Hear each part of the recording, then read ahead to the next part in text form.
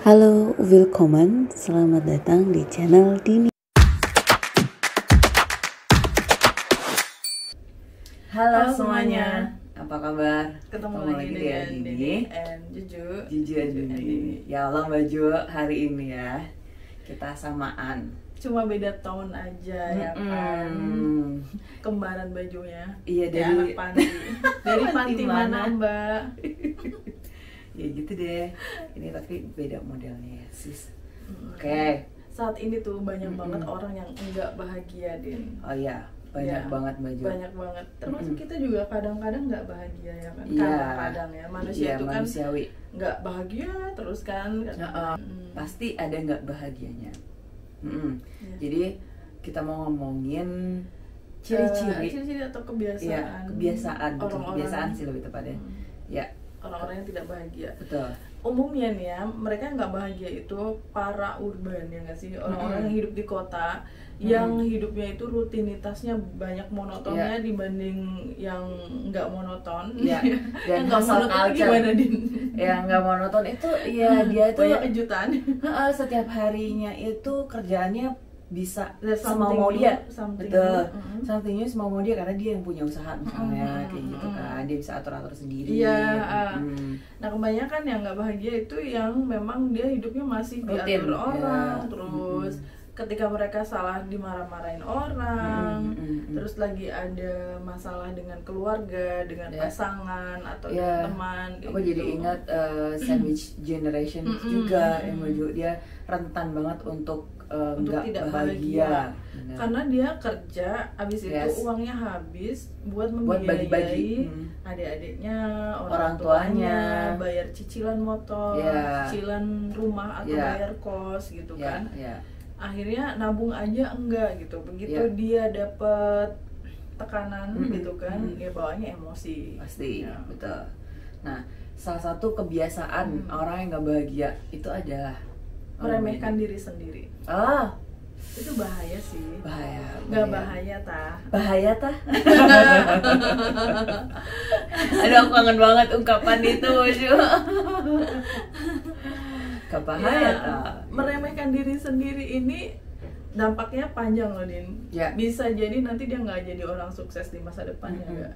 Karena dia selalu menganggap dia nggak capable, dia nggak mampu, dia terbatas, gitu, nggak kayak si itu, nggak kayak si anu gitu kan. Terus jadinya membandingkan diri sendiri dengan orang lain kayak gitu. Dia juga ragu ya Mbak Ju akan kemampuan diri. Makanya dia meremehkan gitu dirinya sendiri. Ada quote di film itu yang selalu saya ingat itu, ketika kamu diremehkan oleh orang lain itu nggak apa-apa. Yang bahaya itu ketika kamu meremehkan dirimu sendiri, meremehkan kemampuanmu sendiri. Gitu.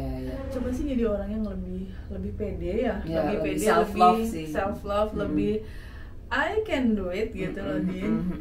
I think it's a new challenge gitu. I know it's hard but I can do it. Gitu. Kan kita itu menghadapi permasalahan bisa dilihat dari cara kita gitu. Maksudnya karakter kita itu bisa dilihat dari cara kita menghadapi kesulitan gitu kan. Itu. Nah, itu redaksionalnya gini mau live streaming coba. Nggak apa-apa. Kan itu guna satu sama lain untuk mengingatkan dan membetulkan redaksi gitu. Ya, cara kita menghadapi masalah itu gimana, karakter kita ya kan. Misalnya kalau ada kesulitan di tempat kerja gitu, kalau mental loser itu pasti aku nggak bisa, aku nggak mau, masa sih aku yang ngerjain gitu. Tapi kalau karakter seorang yang winner, ini menantang nih, kayaknya aku harus bisa deh gitu. Atau gini, kok aku lagi sih yang ditunjuk gitu. Kalau yang yang loser itu, yang nggak bahagia itu gitu. Kalau ini kan kalau yang winner, wah ini kesempatan ya kan, peluang besar buat saya nih buat lebih maju lagi, buat menaklukkan diri sendiri, menaklukkan orang lain juga gitu, bahwa aku bisa. I'll take it. Oke, selanjutnya kebiasaan orang yang nggak bahagia itu suka nyalahin Tuhan, Mbak Ju. Serem banget ya. Kok dia bisa nyalain Tuhan ya? Maksudnya nggak cuma Tuhan sih, Din. Orang lain juga nyalain keadaan. Blaming gitu, blaming others. Iya.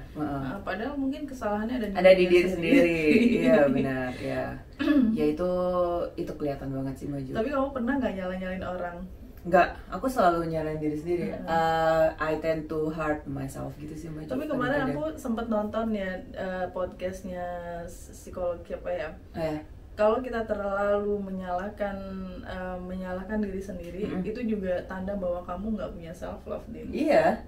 Iya Maju, benar. Semua serba dilimpahkan kesalahannya ke salah aku, ini salah aku, itu juga nggak baik juga. Nggak baik juga. Kita harus bisa objektif kan. Benar. Emang salahnya dia, salah kita, salah kita.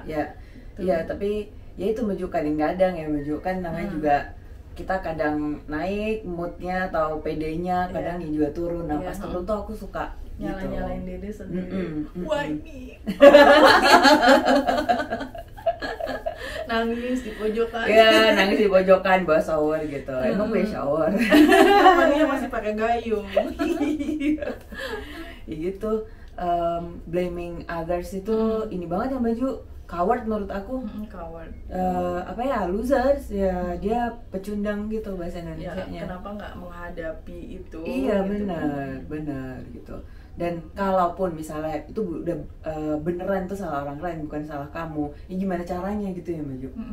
Dihadapi gitu. Atau kalau misalnya si orang yang salah ini bisa diajakin ngomong baik-baik, ya diajakin gitu.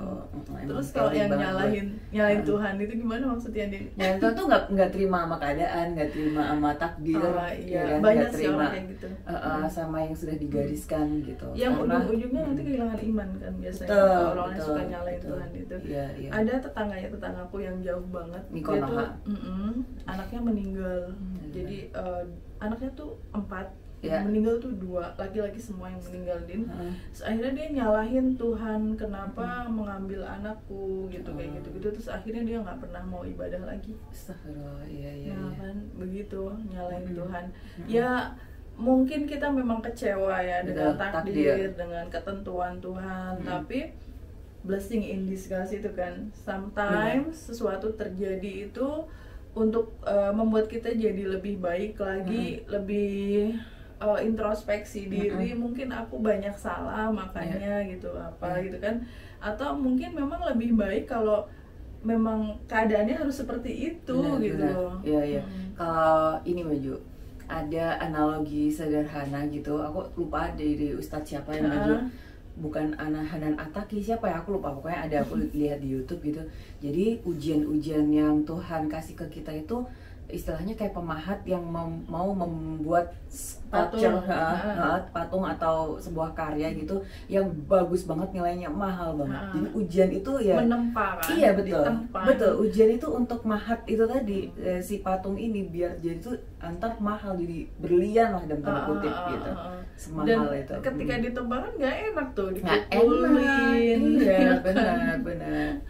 Iya jadi itu juga salah satu apa ya Maju, yang aku ingat-ingat, nasihat itu yang aku ingat-ingat ketika Allah ngasih jalan aku ke Jogja gitu. Iya. Kenapa gue harus di sini sih gitu?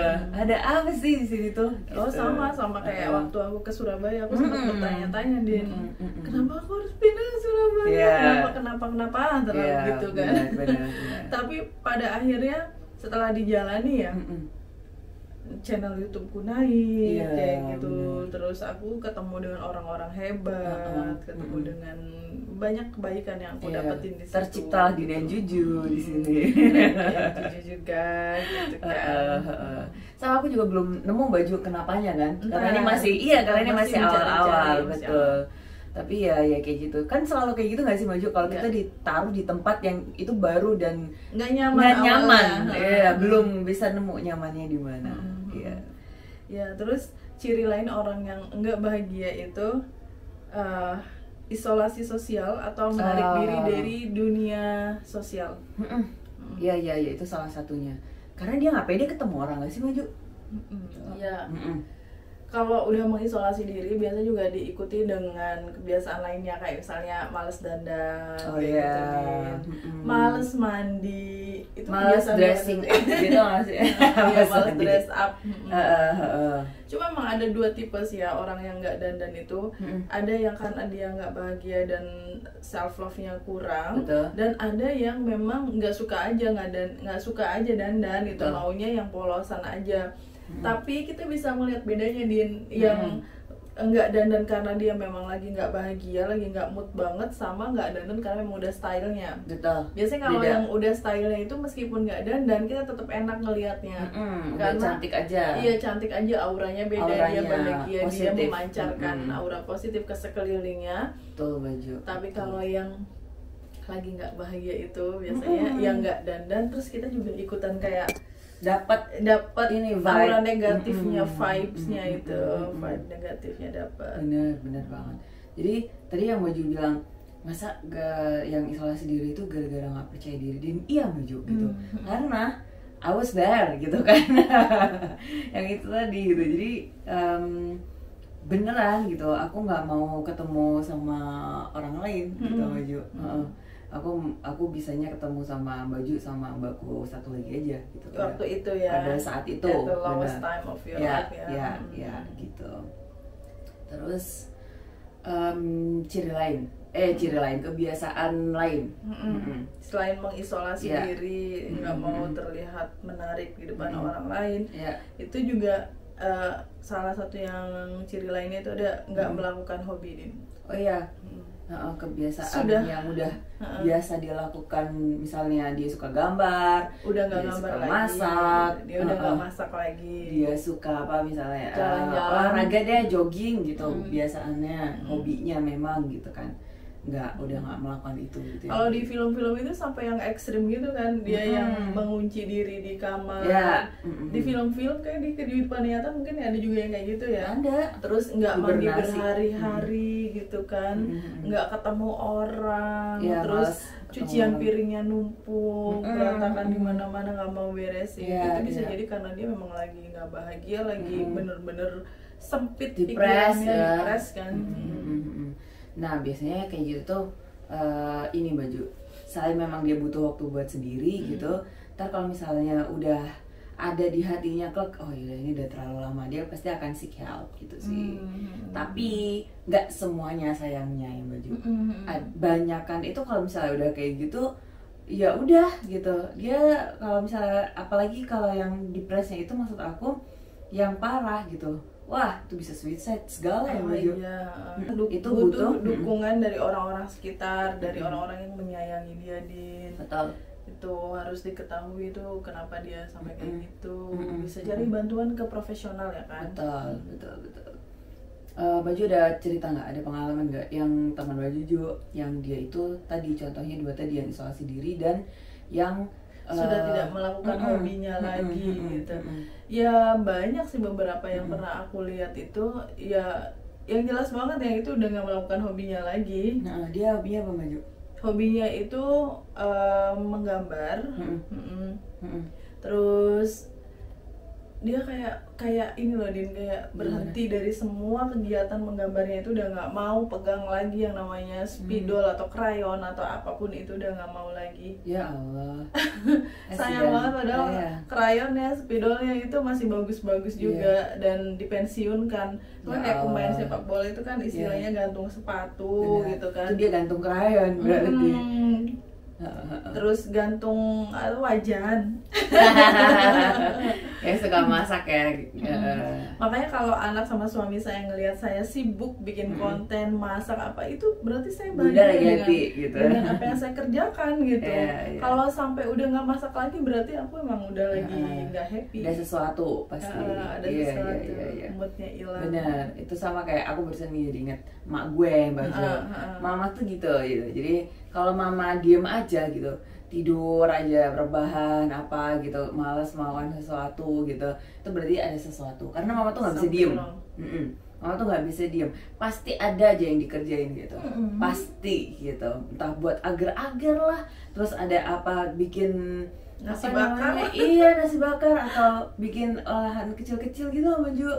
Bikin es apa gitu, puding apa gitu. Jadi kalau misalnya cuman kelumbru aja, turu gitu, pasti itu something wrong. Something wrong.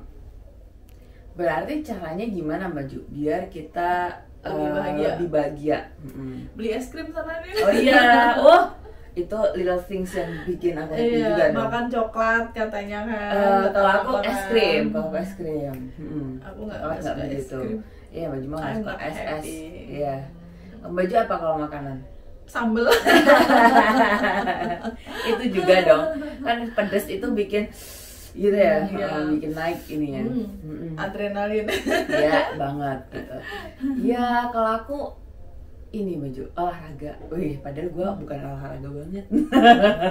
Aku bukan anak olahraga, tapi itu secara membuat kita lebih bahagia. Happy karena apa Baju? Dopamin. Ya, mengeluarkan itu. Secara saintifik memang olahraga itu terbukti membuat orang bahagia. Kamu kalau habis keringetan, habis jingkrak-jingkrak, kardio, angkat beban atau yoga, pasti ada rasa happy. Yeah. Karena itu mengeluarkan hormon endorfin kalau nggak salah. Ya kan? Dan ini kayak merasa apa ya Maju, care sama diri sendiri gitu loh. Ya Allah, aku udah ngasih waktu hari ini buat saya untuk diri sendiri, olahraga, memperbaiki tubuh, kesehatan gitu, karena itu investasi yang sering dilupakan orang itu investasi ke diri sendiri, termasuk salah satunya kesehatan. Nah, dari badan yang sehat itu nanti juga jiwanya juga bakalan ikutan sehat biasanya. Tapi ini teori ya kan. Tapi kalau kata Cak Nun itu nomor 1 jiwa dulu Din. Jadi di balik jiwa yang sehat ada tubuh yang kuat kayak gitu. Meskipun nggak selalu benar ya pernyataan itu, bisa jadi kan ada orang yang baik-baik aja tapi tubuhnya lemah misalnya karena kurang dilatih gitu. Tapi yang jelas olahraga memang bikin bahagia banget. Melakukan kegiatan fisik itu intinya. Terus biar bahagia lagi kita tuh harus menjaga hubungan dengan orang-orang sekitar gitu loh Din. Betul.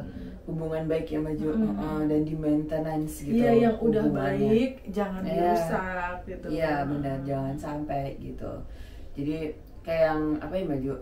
Itu tuh germ apa? Bakteri. Germ? Bukan. Bahasa Indonesia amuba. Membelah diri. Bahasa itu harta karun. Itu harta karun kita. Harta karunnya kita. Treasure, iya. Lagunya Bruno Mars. Gimana?